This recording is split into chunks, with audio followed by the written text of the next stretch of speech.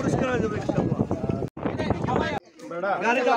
Serial করতে পারো না, একজন এর উপরে ইউর রেখা দিতে তো এদিকে গালিবার সাইডে আরো লাইন দিয়ে দাও, ওদিকে যাও।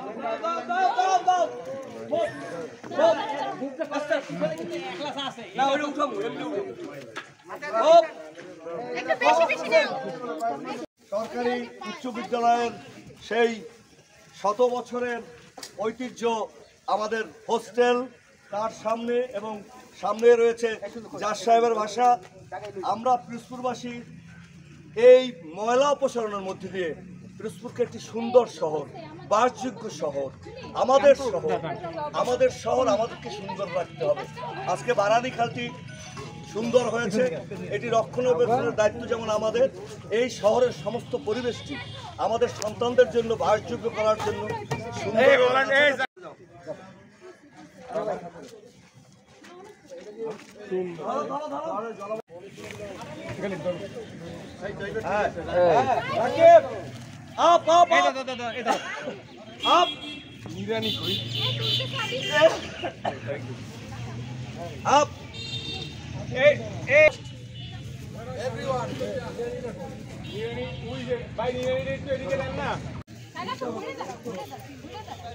আপনি বলে এদিকে ভালো হইতো।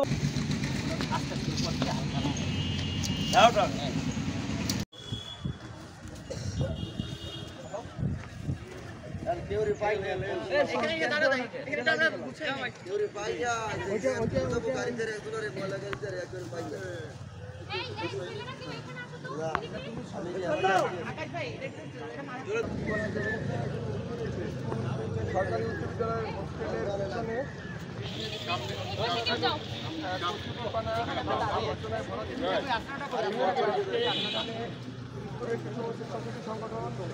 স্বতঃস্ফূর্তভাবে কাজ করছেন। সময় এই পিরোজপুরের উন্নয়ন নিয়ে ভেবেছেন। আছে আমাদের এই বীর মুক্তিযোদ্ধা চাচা, আছে বিভিন্ন স্বেচ্ছাসেবী সংগঠন,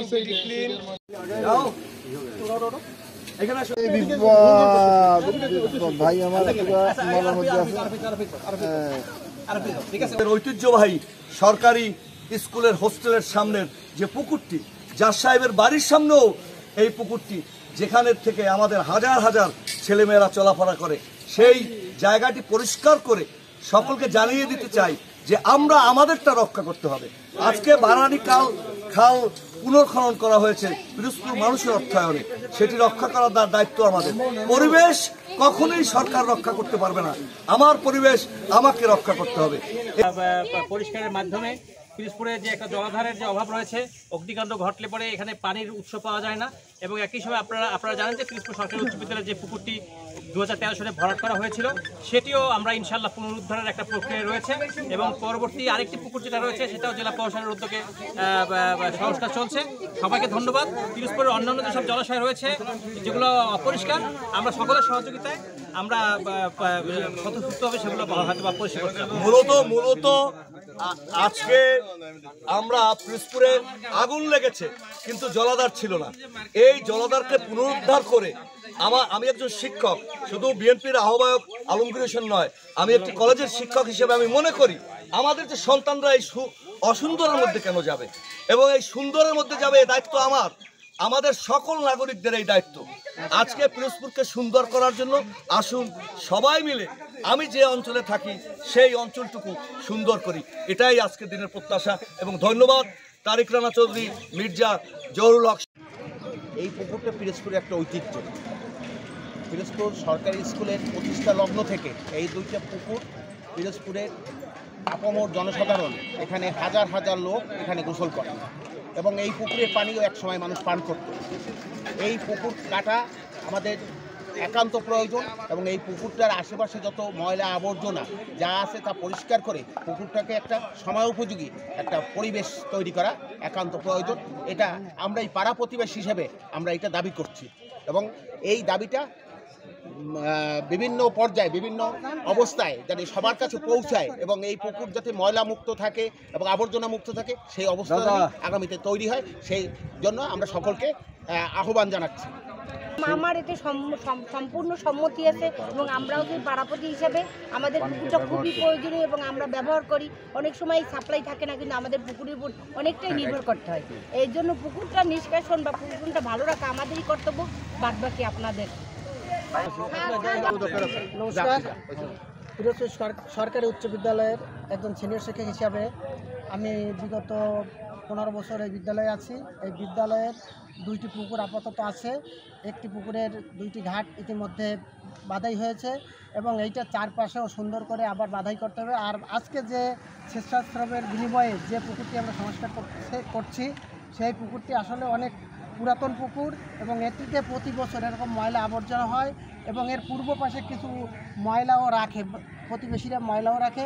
এই ময়লাকেও দূর করার জন্য আমাদের কাজ করতে হবে। সকলে মিলে যদি আমরা একতাবদ্ধ হয়ে এই কাজগুলো করি, তাহলে আমাদের ব্যক্তিগত, পারিবারিক, সামাজিক এবং রাষ্ট্রীয় জীবনে আমাদের এটার প্রভাব পড়বে। আমাদের যে সমস্ত স্বেচ্ছাশ্রমের বিনিময়ে যারা কাজ করে থাকে, তারাও এইটার প্রতি আরও অনুরাগী হবে এবং আমাদের এই সামাজিক কাজকর্ম করার জন্য তারা সর্বদা সচেষ্ট থাকবে বলে আমি বিশ্বাস করি এবং তাদেরকে উদ্বুদ্ধ করে আমরা জনগণকে নিয়ে আমাদের সকল কাজ আমরা করব, এই প্রত্যাশা রাখছি সবার।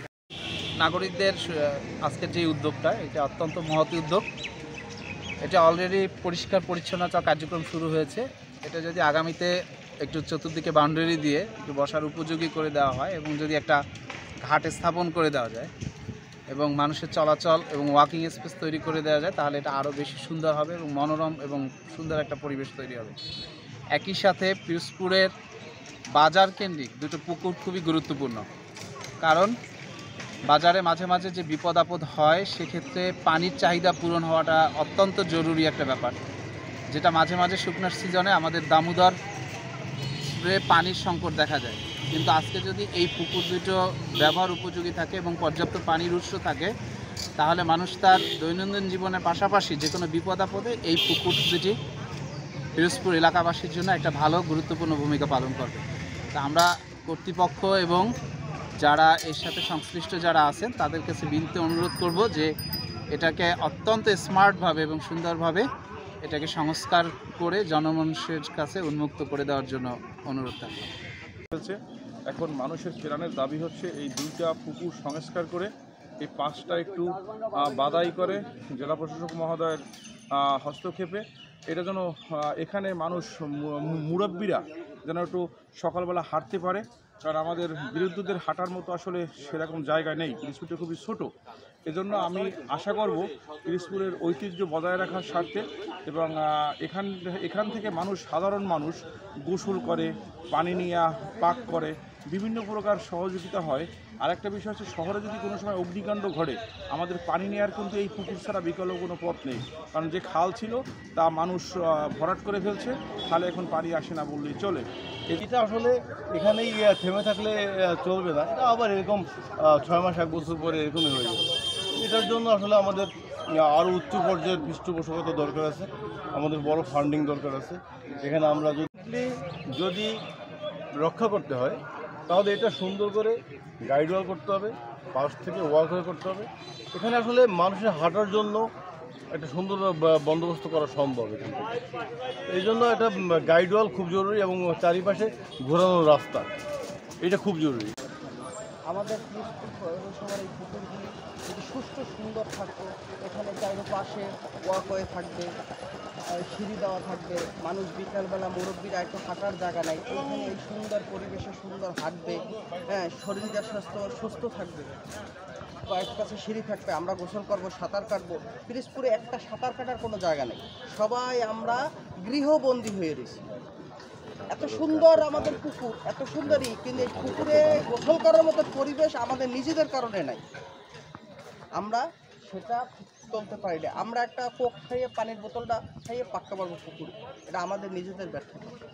ডাস্টবিনে বাচ্চাদের, বিশেষ করে প্রতিটা ফ্যামিলির বাসায় নিজেরা বৈশা বাচ্চাদের শিখাইতে হবে যে বিভিন্ন জায়গায় ভরাট করে ফেলাইতেছে সবাই, আমাদেরকে সেই পুকুরগুলো ব্যবহারের যোগ্য করতে হবে। পুকুরে স্নান কিন্তু শরীরের জন্য ভালো, ঘরে বসে বাথরুমে স্নানের চাইতে পুকুরের স্নান অনেক শরীরের জন্য ভালো।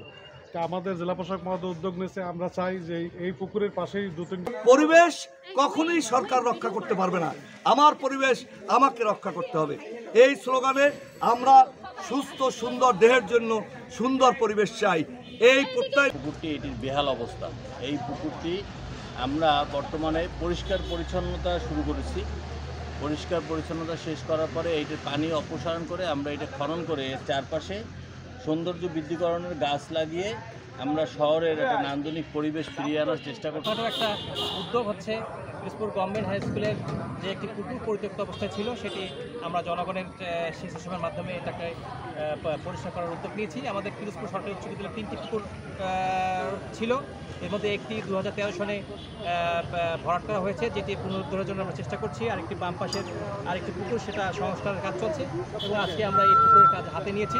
এবং পিরোজপুরে যদি এই পুকুরটা এইখানে দক্ষিণ দিকে একটা ঘাটলা ছিল, সেই ঘাটলাটা সংস্কার করা এবং পুকুরের চারপাশটা যদি পাইলিং দিয়ে বেঁধে দেওয়া যায়, দ্যাট ইজ গাইড ওয়াল করলে পুকুরের পানিটা সুন্দর থাকবে এবং এইটার পানি অনেক দিন পর্যন্ত থাকে। এই পানিটা মূলত আসে বৃষ্টির পানি থেকে, এই পানিটা থাকে এবং এই পানিটা পাশাপাশি মাঝখান থেকে এই বোর্ডিংয়ে যাওয়ার জন্য গভ স্কুলের ছাত্রনিবাস সেইখানে যাওয়ার জন্য একটা বড় রাস্তা হলে এবং পুকুরটা আরেকটু বৃদ্ধি করে দিলে এবং পাশে ফুল গাছ, বিভিন্ন প্রকারের গাছ এগুলো রোপণ করলে, এখানে একটু বেঞ্চ করে দিলে আমাদের ছাত্ররা যারা এখানে আসে বা করে তারা একটু বসতে পারে।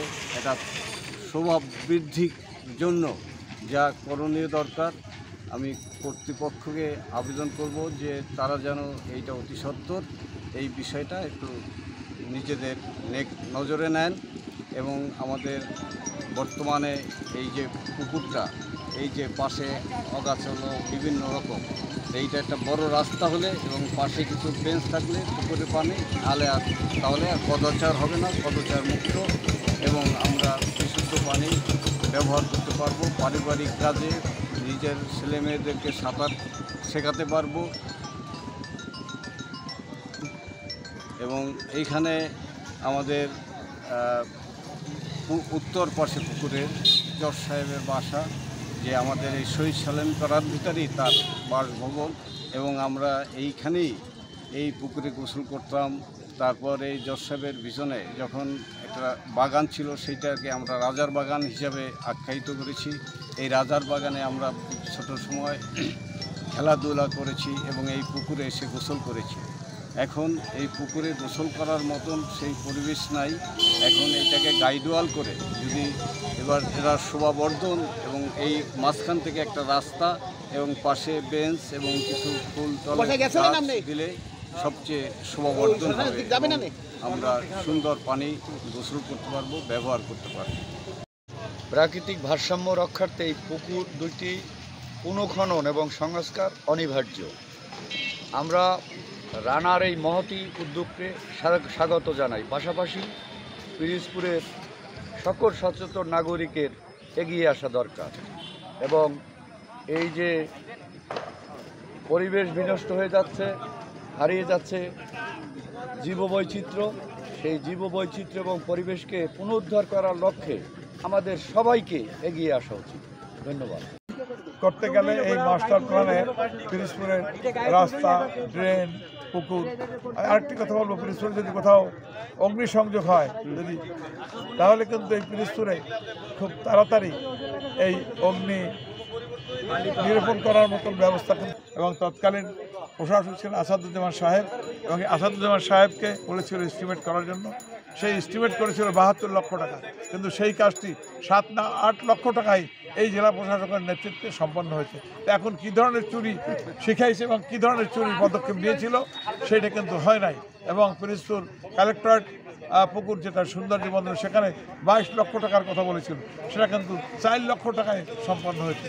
এই দুটি ঘাট লাই পুকুর অনেক টাকার কথা ছিল, কিন্তু সামান্য টাকায় কিন্তু এই জেলা প্রশাসকের নেতৃত্বে জেলা পরিষদের মাধ্যমে এটা কিন্তু সম্পন্ন হচ্ছে এবং এই জেলা প্রশাসনকে আমি ধন্যবাদ জানাবো। এবং এর সাথে সাথে পিরোজপুরের post office road, club road সবচেয়ে গুরুত্বপূর্ণ রোড, এই দুটি রোড পিরোজপুর এবং পাশে ছোটোখাটো অনেক ড্রেন আছে যে ড্রেনের কারণে পিরোজপুরের জলাবদ্ধতা থাকে এবং এই পোস্ট অফিস রোডে একটি বহুতল বিল্ডিং হচ্ছে। এই বহুতল বিল্ডিং হওয়ার কারণে ওই রাস্তার অনেক পানি বন্দী হয়ে থাকা ড্রেন থেকে পানি চলাচল হয় না, যার কারণে মানুষ বৃষ্টি পড়লেই হাঁটু পানি হয় এবং মানুষের চলাচলের অনেক কষ্ট হয়। এজন্য আমি সাংবাদিক এবং অন্য যারা আছে এটা তাদের দৃষ্টি আকর্ষণ করছি যাতে এই এলাকার উন্নয়নের জন্য সব কিছু সংস্কারের মাধ্যমে সুন্দর দুর্নীতি বাদ দিয়ে দুর্নীতিকে উপেক্ষা করে যেন ভালো কাজকর্ম হয়, এজন্য আমি সকলকে বিশেষ করে আহ্বান জানাবো। আর যারা আজকে আমাদেরকে দু কথা বলার সুযোগ দিয়েছে সাংবাদিক সহ অন্য, এটা একেবারে ব্যবহারের অনুপযোগী হয়ে গেছে। এখন তোমাদের উদ্যোগে এটা হয়তো আবার সেই আগের রূপ ফিরে পাবে, যাতে সবাই ব্যবহার করতে পারে, এখানে লোকজন আসে এবং এখানে মহৎ উদ্যোগ। আমাদের দীর্ঘদিন পিরোজপুরে দুইটা পুকুর ছিল, একটা অনেক আগেই ভরাট হয়ে গেছে। এটা একটা জরুরি একটা বিষয় ছিল। যাই হোক, এই বিষয়টা আমাদের জেলা প্রশাসক করার জন্য তাকে অনেক ধন্যবাদ। এবং এই পুষ্করিণী খননের মাধ্যমে এই গল্প স্কুল, টাউন স্কুলের যে আশেপাশে যে জজ সাহেব থাকে, ডিসি সাহেব থাকে, এখানে সব কর্মকর্তারা থাকেন, সাধারণ জনগণ। শহর কেন্দ্রিক কোনো পুষ্কুনি নাই। পুষ্কুনি নাই বলতে যে পুষ্কুনি আগে আমরা ওই পুষ্কুনির পানি পিরোজপুর শহরবাসী যে কোনো খাবার দ্রব্য হিসেবে পান করত, এরপরে অজুর জন্য মানুষ ব্যবহার করত। এখন এই দুইটা পুষ্কুনি ছিল, গল্প স্কুলের পুষ্কুনি ভরাট করার পরে দুইটা পুষ্কুনি, এইটা বিভিন্ন কয়েক বছর সংস্কারের অনুপযোগী। পিরোজপুরের এই দুইটা পুকুরে যদি চারপাশে বাধাই করে যদি রাস্তা করে দিতে হয়, লোকজন সকালবেলা হাঁটতে পারে, বসতে পারে, এভাবে তৈরি করা যায় এবং সুন্দর এবং পিরোজপুর মানুষ উপকৃত হবে।